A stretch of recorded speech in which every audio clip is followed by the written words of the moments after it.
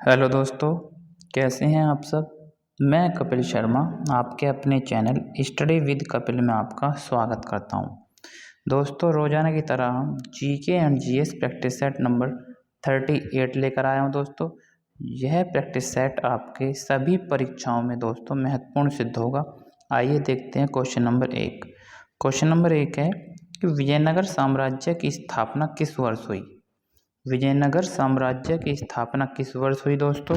तो option A है 1336 ईस्वी, बी है 1334 ईस्वी में, सी है 1335 ईस्वी में और डी है 1338 ईस्वी में।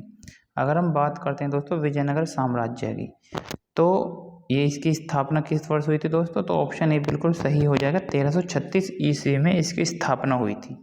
अगर हम बात करें तो किसने की थी दोस्तों, तो हरिहर एवं बुक्का, हरिहर एवं बुक्का नाम के दो भाई थे, उन्होंने स्थापना की थी दोस्तों, हरिहर एवं बुक्का ने। ठीक है, अच्छे से याद रखनी है दोस्तों, हरिहर एवं बुक्का ने स्थापना की थी किसकी, विजयनगर साम्राज्य की 1336 ईस्वी में। ठीक है, अच्छे से ध्यान रखेंगे दोस्तों, इंपॉर्टेंट क्वेश्चन है, परीक्षा में पूछा जा सकता है आपसे।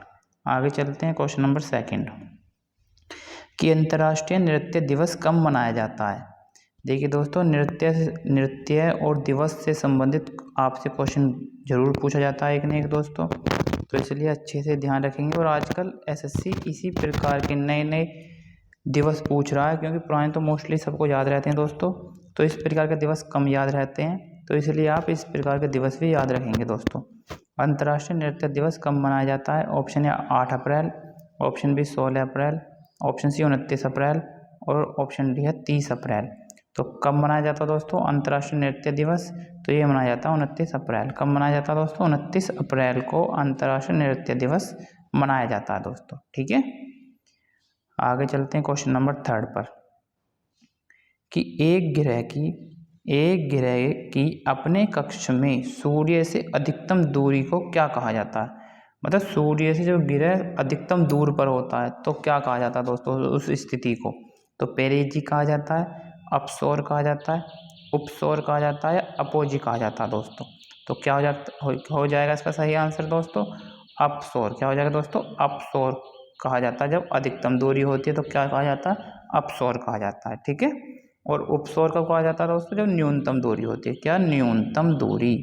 अच्छे से ध्यान रखेंगे दोस्तों दोनों को, न्यूनतम दूरी होती है जब सूर्य से ग्रह की तो उसे कहा जाता है उपसौर, और जब अधिकतम दूरी होती है सूर्य से तो उस स्थिति में कहा जाता है दोस्तों, उस स्थिति को अपसौर कहा जाता है। ठीक है, दोनों को आप अच्छे से ध्यान रखेंगे, उपसौर कब कहा जाता है, न्यूनतम दूरी को, और अपसौर अधिकतम दूरी को। अच्छे से ध्यान रखेंगे दोस्तों, इंपॉर्टेंट क्वेश्चन है, पूछा गया है क्वेश्चन एसएससी में और स्टेट की परीक्षाओं में भी, तो इसलिए महत्वपूर्ण बन जाता है, अच्छे से याद रखेंगे। आगे चलते हैं क्वेश्चन नंबर 3। क्वेश्चन नंबर 3 ही था ये। क्वेश्चन नंबर 4 तो देखते हैं दोस्तों। क्वेश्चन नंबर 4 था आपका, कई बार परीक्षाओं में दोस्तों ये क्वेश्चन जो है कई बार परीक्षाओं में पूछा गया दोस्तों, तो इम्पोर्टेंट क्वेश्चन है, अच्छे से ध्यान रखेंगे। सूर्य प्रकाश धरती तक पहुंचने में कितने मिनट लेता है। ठीक है, सूर्य का जो प्रकाश है धरती तक पहुंचने में कितने मिनट लेता है दोस्तों। ऑप्शन है 3 मिनट 8 सेकंड, बी है 8 मिनट 3 सेकंड, सी है आपका 7 मिनट 4 सेकंड और डी है 9 मिनट 3 सेकंड। तो कितना समय लेता है दोस्तों, सूर्य का जो प्रकाश है धरती तक पहुंचने में कितना मिनट का समय लेता है, 8 मिनट 3 सेकंड का समय लेता है दोस्तों। कई बार परीक्षाओं में पूछा गया है, तो 8 मिनट 3 सेकंड का समय लेता है दोस्तों। ठीक है, आगे चलते हैं क्वेश्चन नंबर 5 कि भारत में सबसे ज़्यादा लीची कौन सा राज्य उत्पादन करता है। सबसे ज़्यादा जो लीची का उत्पादन करता है कौन सा राज्य है दोस्तों। ऑप्शन है Uttar Pradesh, option B Maharashtra, option C Gujarat, option D Bihar. तो कौन सा हो जाएगा दोस्तों जो सबसे ज़्यादा लीची का उत्पादन करता है, कौन सा राज्य है। ऑप्शन डी बिहार है दोस्तों, बिहार सबसे ज़्यादा लीची का उत्पादन करता है। तो सही आंसर क्या होगा, ऑप्शन नंबर डी हो जाएगा, बिल्कुल सही आंसर है दोस्तों। ठीक है, आगे चलते हैं क्वेश्चन नंबर 6 पर, और अब हमारे करंट से रिलेटेड क्वेश्चन है दोस्तों, इंपॉर्टेंट क्वेश्चन है, अच्छे से ध्यान रखेंगे कि 2023 M3M Hurun global rich list में दुनिया का सबसे अमीर व्यक्ति कौन है। ठीक है, अब दुनिया का सबसे अमीर व्यक्ति कौन है दोस्तों, M3M horn global rich list के अनुसार? तो option A Elon Musk, option B Jeff Bezos, option C है बर्नार्ड अर्नाल्ट और डी है मुकेश अंबानी। तो क्या हो जाएगा दोस्तों, सबसे दुनिया के सबसे अमीर व्यक्ति कौन है इस टाइम? वो है आपका एलोन मस्क। कौन सा? ऑप्शन नंबर ए बिल्कुल सही आंसर है दोस्तों, एलन मस्क है। 2023 M3M horn global rich list में दुनिया का सबसे अमीर व्यक्ति एलन मस्क है दोस्तों। सही आंसर ऑप्शन नंबर ए। आगे चलते हैं क्वेश्चन नंबर 7 पर कि दूसरा Indo Pacific economic framework for prosperity का आयोजन कहाँ किया गया है? दोबारा पढ़ेंगे दोस्तों क्वेश्चन को। दूसरा Indo Pacific economic framework for prosperity का आयोजन कहाँ किया गया है? ऑप्शन ए दक्षिण Korea, option B Japan, option C Singapore और ऑप्शन डी है इंडोनेशिया। तो कहाँ किया गया दोस्तों? इंडोनेशिया में किया गया। ऑप्शन नंबर डी बिल्कुल सही आंसर है। अगर इंडोनेशिया में पूछे कहाँ किया गया तो बाली। इंडोनेशिया में कहाँ किया गया दोस्तों? बाली में किया गया है। ठीक है, तो अच्छे से ध्यान रखेंगे दोस्तों, इंपॉर्टेंट क्वेश्चन है। आगे चलते हैं क्वेश्चन नंबर 8। क्वेश्चन नंबर 8 देखते हैं दोस्तों कि अंतर्राष्ट्रीय विमानपत्तन परिषद ने एयरपोर्ट कार्बन प्रत्यानयन कार्यक्रम के तहत भारत के किस एयरपोर्ट को 4+ कौन सा दोस्तों? 4+ का उच्चतम स्कोर प्रदान किया है। तो 4+ जो रेटिंग है वो उच्चतम स्कोर किसको मिला दोस्तों? ऑप्शन ए मुंबई को, ऑप्शन बी नई दिल्ली को, ऑप्शन सी कोच्चि को और ऑप्शन डी है ए और बी दोनों को। तो किसको मिला दोस्तों 4+ का उच्चतम स्कोर? मुंबई और दिल्ली दोनों को मिला दोस्तों, नई दिल्ली को तो ऑप्शन डी बिल्कुल सही आंसर है, ए और बी दोनों को मिला दोस्तों। अच्छे से याद रखेंगे दोस्तों, इंपॉर्टेंट क्वेश्चन है। आगे चलते हैं क्वेश्चन नंबर 9। राष्ट्रपति द्रौपदी मुर्मू ने ऐतिहासिक राष्ट्रपति नियलम का उद्घाटन कहाँ किया गया है? राष्ट्रपति नियलम का उद्घाटन कहाँ किया है दोस्तों? राष्ट्रपति द्रौपदी मुर्मू ने नई दिल्ली में, मुंबई में, कोलकाता में, सिकंदराबाद में। तो सही आंसर क्या हो जाएगा दोस्तों इसका? सही आंसर हो जाएगा ऑप्शन नंबर डी, सिकंदराबाद में किया गया। Option number D is the right answer. ठीक है, ऑप्शन सिकंदराबाद कहाँ दोस्तों? तेलंगाना में।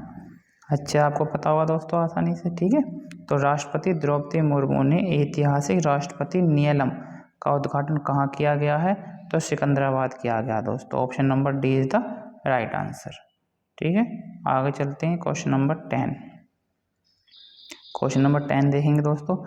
हॉकी दिग्गज रानी रामपाल के नाम पर रानीज गर्ल्स हॉकी टर्फ किस स्टेडियम का नामकरण किया गया दोस्तों? बहुत ही इंपॉर्टेंट क्वेश्चन है दोस्तों, अच्छे से ध्यान रखेंगे। आपकी परीक्षा में किसी न किसी परीक्षा में जरूर पूछा जाएगा कि हॉकी की दिग्गज रानी रामपाल के नाम पर रानीज गर्ल्स हॉकी टर्फ किस स्टेडियम का नाम रखा गया है दोस्तों? तो लखनऊ का, रायबरेली का, कानपुर का या प्रयागराज का? तो किसका रखा गया दोस्तों? सही आंसर क्या हो जाएगा? Raebareli. Option number B is the right answer. Raebareli का नाम बदलकर अब क्या हो गया दोस्तों? Rani's girls hockey turf stadium हो गया। ठीक है, किसके नाम पर रखा गया? रानी रामपाल के नाम पर। और रानी रामपाल किससे संबंधित दोस्तों? हॉकी से संबंधित है। ठीक है, सारे फैक्ट आप अच्छे से ध्यान रखेंगे दोस्तों, क्योंकि परीक्षा में कहीं से भी क्वेश्चन आपका बन सकता है। आगे चलते हैं क्वेश्चन नंबर 11। क्वेश्चन नंबर 11 है दोस्तों आपका कि राष्ट्रपति के खिलाफ महाभियोग प्रस्ताव लाने के लिए सदन के कितने सदस्यों का समर्थन आवश्यक है? देखिए दोस्तों, क्वेश्चन आपको कंफ्यूज कर सकता है। ये कह रहा है कि महाभियोग लाने के लिए कितने आपके सदस्यों का समर्थन होने का आवश्यक है मतलब। तो option A 1/2, option B 1/4, option C 2/3 और ऑप्शन डी है 1/3। तो अगर हम महाभियोग लाएंगे राष्ट्रपति के खिलाफ तो कितने सदस्यों का समर्थन होना आवश्यक है दोस्तों? तो 1/4 का समर्थन होना आवश्यक है। बी आंसर बिल्कुल सही आंसर है, तभी हम राष्ट्रपति पर महाभियोग किसी सदन में ला सकते हैं। ठीक है, कितने का जरूरी है दोस्तों? 1/4 का समर्थन होना आवश्यक है। अच्छे से ध्यान रखेंगे दोस्तों, इंपॉर्टेंट क्वेश्चन है। आगे चलते हैं क्वेश्चन नंबर 12। कि भारत के संविधान में निम्नलिखित में से किस संशोधन के द्वारा यह प्रावधान किया गया कि चुनाव के बाद किसी अन्य राजनीतिक दल में शामिल होना अवैध माना जाएगा। ठीक है, शामिल होना अवैध माना जाएगा। तो कौन से दल की बात कर रहा है दोस्तों, अवैध माना जाएगा। तो ऑप्शन ए 52वें, ऑप्शन बी है 61वें, ऑप्शन सी है 92वें और ऑप्शन डी है 86वें। एक देखिए दोस्तों, घुमा के क्वेश्चन पूछा हुआ आपसे। आप अगर मैं आपको एक शब्द लिखूं दल बदल, क्या दल बदल, अगर ये आपका आता तो आप डायरेक्ट समझ जाते कौन से 52वें संविधान संशोधन के द्वारा ये प्रावधान किया गया है। तो option A is the right answer हो जाएगा। बट ये क्वेश्चन आपको घुमाया हुआ दोस्तों कि चुनाव के बाद किसी राजनीतिक दल में शामिल होना अवैध माना जाएगा। तो जो हम दल बदल रहे हैं तो वो भी तो दल बदल से ही संबंधित है। तो कौन सा सही आंसर होगा दोस्तों, ऑप्शन नंबर ए 52वें संविधान संशोधन के द्वारा। ठीक है, और अगर पूछे कौन से अनुसूची को संबंधित है दोस्तों, अगर ये अनुसूची से बात करें, अनुसूची कौन सी हो जाएगी दोस्तों, 10वीं अनुसूची हो जाएगी। कौन सी, 10वीं अनुसूची संबंधित है। ठीक है, 10वीं अनुसूची किससे संबंधित है, दल बदल से संबंधित है। ठीक है, और पूछा जाता है आपसे दोस्तों क्वेश्चन कि 10वीं अनुसूची कौन से संविधान संशोधन के द्वारा जोड़ी गई है, तो भी आपका आंसर 52वां होगा। कौन सा दोस्तों, 52वें संविधान संशोधन के द्वारा ही अनुसूची 10वीं संविधान में जोड़ी गई है दोस्तों। ठीक है, तो सारे फैक्ट आपको अच्छे से ध्यान रखने हैं दोस्तों, कहीं से भी प्रश्न आपका बन सकता है, इसलिए आप सारे फैक्ट अच्छे से ध्यान रखेंगे। आगे चलते हैं क्वेश्चन नंबर 13 कि निम्नलिखित में से कौन सा विषय समवर्ती सूची में शामिल नहीं है, कि समवर्ती सूची में कौन सा विषय शामिल नहीं है। देखिए दोस्तों, भारत के संविधान में 7वीं अनुसूची में आपके विषय दिए हुए हैं, 3 सूचियों में डिवाइड है आपका। केंद्र सूची, एक तो आपका केंद्र सूची है दोस्तों, एक राज्य सूची है और एक आपका समवर्ती सूची है। ठीक है, समवर्ती सूची है दोस्तों, 3 सूचियों का उल्लेख किया गया आपका, और इनमें विषय बताए गए। केंद्र में वर्तमान में कितने विषय दोस्तों, 100 विषय हैं, वर्तमान में 100। वर्तमान की बात करूँ दोस्तों, वर्तमान में कितने हैं, 100 विषय हैं। राज्य में कितने हैं दोस्तों, 61 विषय राज्य में। और समवर्ती की बात करूँ तो 52 विषय हैं। कितने दोस्तों, 52 विषय हैं समवर्ती सूची के अंदर। ठीक है, और राज्य में वर्तमान में कितने, 61 विषय हैं दोस्तों। और केंद्र की बात करूँ तो 100 विषय हैं। ठीक है, अच्छे से ध्यान रखना। अगर मैं बात करूं दोस्तों कि अब आते हैं क्वेश्चन पर कि निम्नलिखित में से कौन सा विषय समवर्ती सूची में शामिल नहीं है। तो शिक्षा, बी है वनों वन्य पशुओं तथा पशुओं का संरक्षण, सी है परिवार नियोजन और डी है भूमि। तो क्या हो जाएगा दोस्तों, कौन सा विषय समवर्ती सूची का नहीं है। अगर मैं शिक्षा की बात करूँ तो समवर्ती सूची में है, वनों वन्य पशु तथा पशुओं का संरक्षण भी समवर्ती सूची में है दोस्तों, परिवार नियोजन भी समवर्ती सूची में है। अगर मैं भूमि की बात करता हूँ तो भूमि समवर्ती सूची के अंतर्गत नहीं आता दोस्तों। तो सही आंसर क्या हो जाएगा इसका, ऑप्शन नंबर डी हो जाएगा सही आंसर। ठीक है, ये तीनों आप याद रखेंगे। कितने विषय हैं समवर्ती सूची में, 52 हैं वर्तमान में, राज्य में 61 हैं और केंद्र में पूरे 100 हैं दोस्तों। अच्छे से ध्यान रखेंगे। आगे चलते हैं क्वेश्चन नंबर 14। क्वेश्चन नंबर 14 देखते हैं दोस्तों कि संसद के लिए राष्ट्रपति का अभिभाषण कौन तैयार करता है। राष्ट्रपति का अभिभाषण कौन तैयार करता है दोस्तों। ऑप्शन ए राज्यसभा के सभापति करते हैं, ऑप्शन बी केंद्रीय मंत्रिमंडल करता है, ऑप्शन सी है स्वयं राष्ट्रपति करते हैं, या डी है लोकसभा के अध्यक्ष करते हैं। तो क्या हो जाएगा दोस्तों सही आंसर, संसद के लिए राष्ट्रपति का अभिभाषण कौन तैयार करता है, ऑप्शन नंबर बी केंद्रीय मंत्रिमंडल तैयार करते हैं दोस्तों। ऑप्शन नंबर बी बिल्कुल सही आंसर हो जाएगा। ठीक है, तो राष्ट्रपति का अभिभाषण कौन तैयार करते हैं, केंद्रीय मंत्रिमंडल इज द राइट आंसर दोस्तों। अच्छे से ध्यान रखेंगे दोस्तों। आगे चलते हैं क्वेश्चन नंबर 15 देखते हैं, निम्नलिखित में से कौन सा कथन सही है।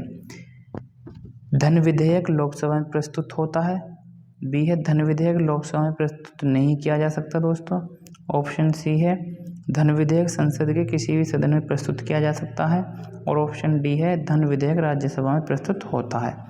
अब बात कर रहे हैं दोस्तों धन विधेयक की, तो आपको अच्छे से पता है दोस्तों धन विधेयक से अधिकार, जो धन विधेयक का अधिकार है किसका दोस्तों, लोकसभा का। तो ऑप्शन ए बिल्कुल सही आंसर है, ऑप्शन ए।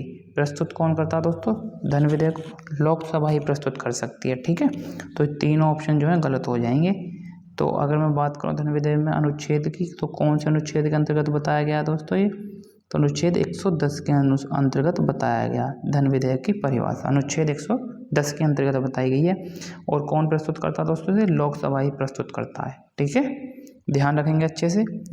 आशा करता हूँ वीडियो आपको अच्छी लग रही होगी दोस्तों। वीडियो अच्छी लग रही है तो लाइक शेयर एंड सब्सक्राइब जरूर कीजिए और लास्ट में कमेंट बॉक्स में कमेंट जरूर कीजिए दोस्तों कितने क्वेश्चन आपके सही हो पा रहे हैं।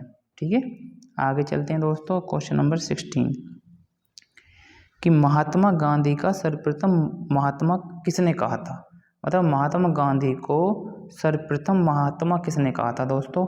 कई बार परीक्षा में पूछा गया दोस्तों और कंफ्यूज हो जाते हैं बच्चे इसमें बहुत, तो इसे अच्छे से ध्यान रखेंगे कि राजगुरु ने कहा था दोस्तों, भगत सिंह ने कहा था, रविन्द्रनाथ टैगोर ने कहा था, इनमें से कोई नहीं। तो ये ऑप्शन आपके ज़्यादा ही दोस्तों आसान ऑप्शन है, इससे तो आप आसानी से समझ जाएंगे कि महात्मा गांधी को सर्वप्रथम महात्मा किसने कहा था, रविन्द्रनाथ टैगोर ने कहा था। किसने कहा था दोस्तों, रविन्द्रनाथ टैगोर ने कहा था। ठीक है, अच्छे से ध्यान रखेंगे दोस्तों, रविन्द्रनाथ टैगोर ने कहा था। आगे चलते हैं दोस्तों कि कैबिनेट मिशन के अध्यक्ष कौन थे। और क्या पूछा दोस्तों, कैबिनेट मिशन के, तो ऑप्शन ए है Stafford Cripps, option B Pethick Lawrence, option C है एवी अलेक्जेंडर और डी है क्लीमेंट एटली। तो अगर हम बात करते हैं दोस्तों कैबिनेट मिशन की, तो ये कब आया था दोस्तों भारत, 1946 में। कब आया था, 1946 में आया था कैबिनेट मिशन दोस्तों। अच्छे से ध्यान रखेंगे, क्वेश्चन डायरेक्ट पूछा जाता है कैबिनेट मिशन कब आया था, तो 1946 में आया था। और इसके अध्यक्ष कौन थे, तो पैथिक लॉरेंस इसके अध्यक्ष थे। कौन थे, पैथिक लॉरेंस अध्यक्ष थे। और इसके सचिव की बात कर लेते हैं दोस्तों, सचिव कौन था, सचिव थे एवी अलेक्जेंडर। कौन थे दोस्तों, इसके सचिव थे। तो अच्छे से याद रखेंगे, क्वेश्चन के सारे फैक्ट आपको दोस्तों अच्छे से याद रखने हैं। अगर आपसे कैबिनेट मिशन से संबंधित कोई भी प्रश्न आता है तो आशा करता हूँ कि आप गलत नहीं करेंगे दोस्तों। ठीक है, तो कब आया था, 1946 में आया था। तो कौन था अध्यक्ष, पैथिक लॉरेंस अध्यक्ष थे दोस्तों और एवी अलेक्जेंडर सचिव थे। ठीक है, आगे चलते हैं दोस्तों। क्वेश्चन नंबर 18 देखते हैं। क्वेश्चन नंबर 18 है हमारे दोस्तों कि किस व्यक्ति को द्वितीय अशोक कहा जाता है। देखिए दोस्तों इंपॉर्टेंट क्वेश्चन है, किस व्यक्ति को द्वितीय अशोक कहा जाता है दोस्तों। तो ऑप्शन ए समुद्रगुप्त को, ऑप्शन बी चंद्रगुप्त मौर्य को, ऑप्शन सी स्कंदगुप्त को या डी कनिष्क को। तो किसको कहा जाएगा दोस्तों, किस व्यक्ति को द्वितीय अशोक के नाम से जाना जाता है, तो कनिष्क को जाना जाता है। किसको दोस्तों, कनिष्क को। Option D is the right answer. ठीक है, कनिष्क को द्वितीय अशोक के नाम से जाना जाता है दोस्तों। आगे चलते हैं दोस्तों। क्वेश्चन नंबर 19 कि भारतीय राष्ट्रीय कांग्रेस की सबसे पहली अध्यक्ष कौन थी। सबसे पहली अध्यक्ष महिला कौन थी दोस्तों। ठीक है, क्या पूछ रहा है, भारतीय राष्ट्रीय कांग्रेस की सबसे पहली महिला अध्यक्ष कौन थी। तो ऑप्शन है बीकाजी कामा, ऑप्शन बी है विजय लक्ष्मी पंडित, ऑप्शन सी है सरोजिनी नायडू और ऑप्शन डी है एनी बेसेंट।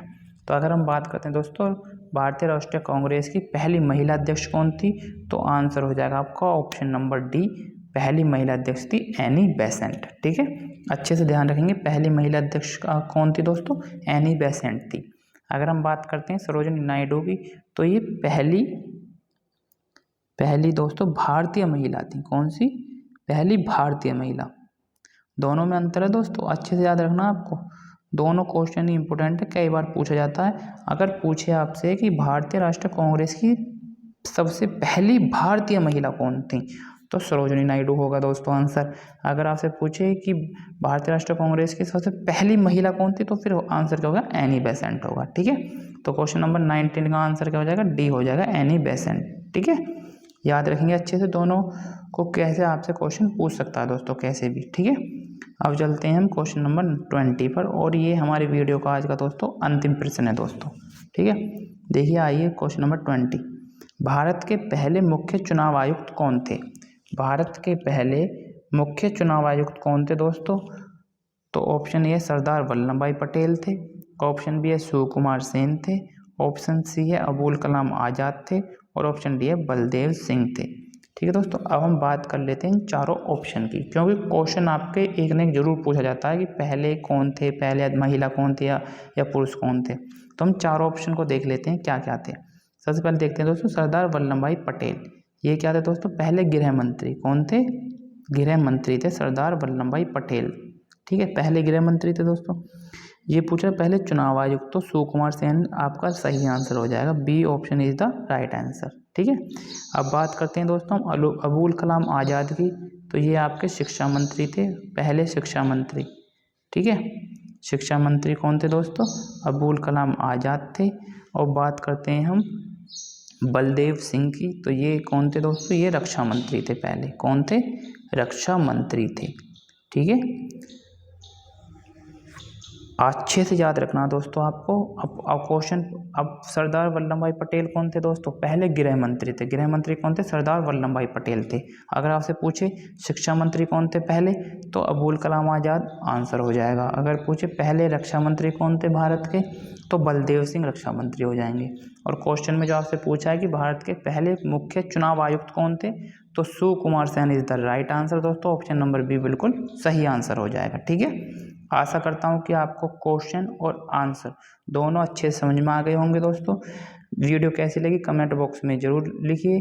और जिसने मेरा चैनल सब्सक्राइब नहीं किया दोस्तों, मेरे चैनल को सब्सक्राइब लाइक ज़रूर करें दोस्तों। धन्यवाद। ऐसे ही वीडियो के साथ मैं आपके लिए नेक्स्ट मिलता हूँ दोस्तों। नेक्स्ट वीडियो में मिलूँगा आपके, ऐसी वीडियो मैं आपके लिए लाता रहूँगा। धन्यवाद दोस्तों।